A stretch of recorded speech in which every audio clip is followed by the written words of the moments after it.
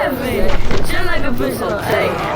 Pull up shoot, pull up way, pull up rain, pull up game, pull up strain, pull up deep, pull up rain, go. Pull up shoot, pull up way, pull up rain, pull up game, pull up strain, pull up deep, pull up rain, go.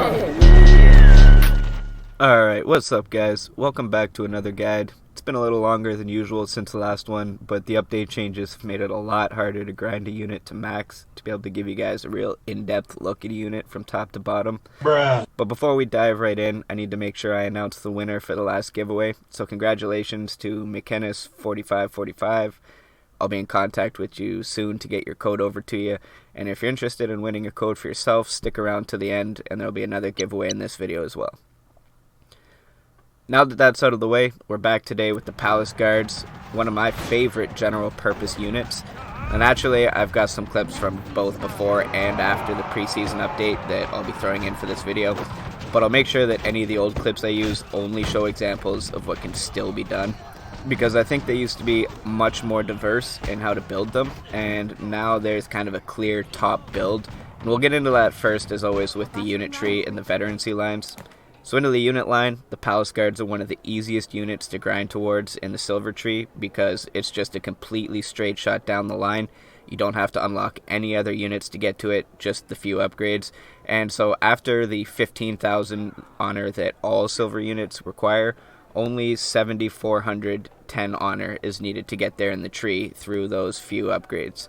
And they're the only sword unit that contribute towards unlocking Iron Reapers, while all the other sword lines just lead to a dead end.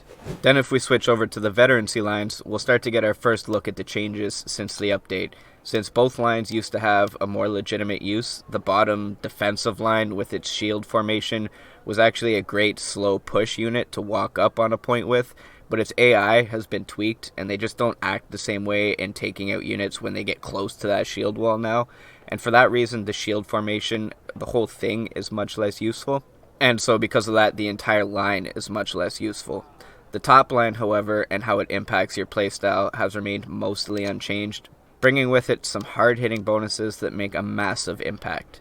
So coming in with bonuses to armor penetration, slashing damage, critical values, and block break values, and damage versus infantry, the top line is already a very strong and aggressive build with just those alone. But what really makes them a game changer is the other three bonuses. First, increasing the number of units it can attack by 1 is a direct, immediate, double its damage output with 1 bonus. Then, it also gains the ability to stun heroes with just regular attacks. And then finally, they gain the Shield Bash attack. Now, contrary to what some people say, the Shield Bash skill is not broken. However, it's a skill that the unit uses automatically in combat. It's not an activated unit skill like others, it just helps them perform better in combat when engaged.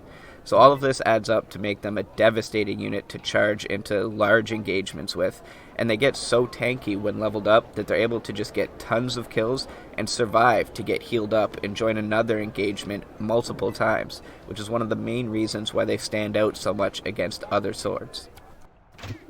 So I would say that the best way to use Palace Guards in Siege is pretty loosely defined, outside of the fact that you want to begin pretty much every engagement by leading with your charge. The skill has a long cooldown and is much less effective from up close, but when timed right, it can add a great burst of DPS to any engagement, and it has the stopping power to put down heroes with ease, and it's just one of the little things that's going to help them clap out other units before they take too much damage themselves, especially if you can time it in combination with explosives or other CC, and their high health and damage output are key to what I think separates them as a unit. I don't really know what's happening. Palace Guards are just meaty and reliable. They're one of the few non-specific units in that they don't rely heavily on any skill or any type of situation to unfold in their favor for them to be effective. It's pretty much just a flat out, whatever the engagement is, they have the tankiness and the damage to get through it on top, so long as you're not just suicide rushing them into enemies. Fully fledged engagements between both teams are easy to get involved in, angles and positioning are not as important, and of course if you can get a back charge or pincer the enemy in any way, it's always going to be more effective. It's just that unlike halberdiers or shield reliant units, they can still wreak havoc without having to pre-position themselves for combat. Units, assemble! Now the main point about making it out of engagements alive isn't necessarily that you won that particular fight, it's that with their high HP and armor, you'll most often find your unit looking similar to this after an engagement, with most or all of your units having taken some or even major damage, but the actual unit count itself remains high, and so you can cycle back to supply depots, heal up, and return to combat with nearly fully refreshed and unharmed Palace Guard units, allowing you to break, crush, and rout unit after unit from the enemy, while usually making it very deep into the endgame or all the way until the last flags with just one unit. Now, like a lot of the late game units that you'll find in the tree, Palace Guards make for a great final push, or a simple time buyer as I like to consider them at that point.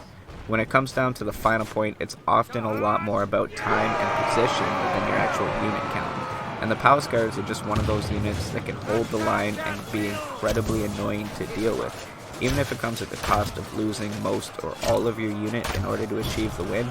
At the end of the battle, if you've bought the time that your team needed to secure the win, that's all you can really ask out of any unit. GG. However, not every battle goes as planned, and you don't always end up supported with the units you need and the heroes by your side to make things easy. Sometimes you might not get the chance to retreat your unit into healing, and instead just have to hold the line as long as you can. Palace Guards shine here like no other. When heavily outnumbered, as long as you can consider your positioning and try to take advantage of the terrain as best as you can still end up making very good trades with the enemy for the benefit of your team. It takes so much to actually put them down, and without allowing units like halberdiers to set up a brace against you, you don't have to end up in a spot where a lost unit is the same as a wasted unit. You got a kill off it for what it's worth. I don't know if that means much to you. So to really drive it home, I'm going to highlight more of an extended clip from a single siege and show how the Palace Guards can be incredibly effective in battles without much thought or care to their surroundings or where you're throwing them in, just by cycling charges and healing and everything else I've mentioned so far. So as I get myself and my unit pinched between some units and heroes defending the wall, simply ball charging them into the enemy shields cleaves those up pretty quickly while I eliminate their hero.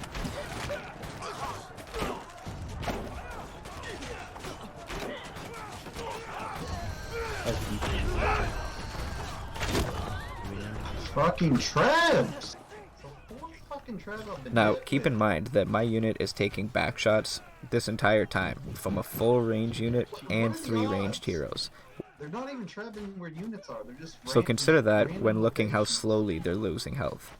Then, with nothing left to defend the range, we simply turn and wipe up the rest behind us and push off the remaining heroes, bringing that side's push to an end. Yeah, I see him. There's a lot going on there. I'm coming over. I'm right here, Poncho. My unit's not gonna be here for a minute, though.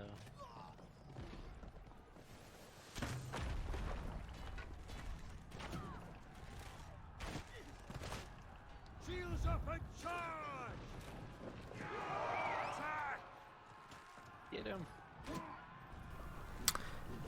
Now at the end of that, I've lost a total of 5 men, and the unit is pretty hurt, but a quick cycle through to the supply depot gets the unit back to full health. While that unit is healing up, I can still be up on the walls, distracting and harassing the enemy to slow down their push, and then with 23 out of 28 men left alive, we're pretty much fully ready to start a whole new engagement, almost like new, and that allows us the time and block that we need to finish out the match, without letting the enemy take a single point.